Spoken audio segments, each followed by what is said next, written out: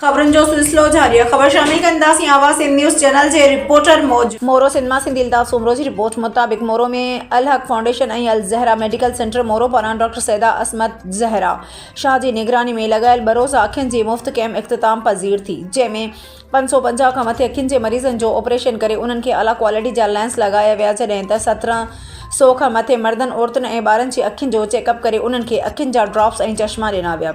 अखियुनि जे माहिर doctor professor Arif रुबानी ॾाहिरी पंहिंजूं ख़िदमतूं सर अंजाम ॾिनियूं।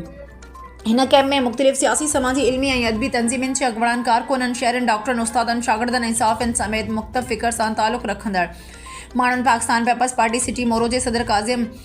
सैयद काज़िम अली शाह, म्यूनसिपल कमेटी मोरो जे चेयरमैन नज़ीर Ahmad Memon, doctor Roshandin Soomro, doctor Abdul Karim diary, साफ़ी Sindhi इल्ताफ़ Soomro, Shah Latif ऐं ॿियनि कैम्प जो विज़िट कई।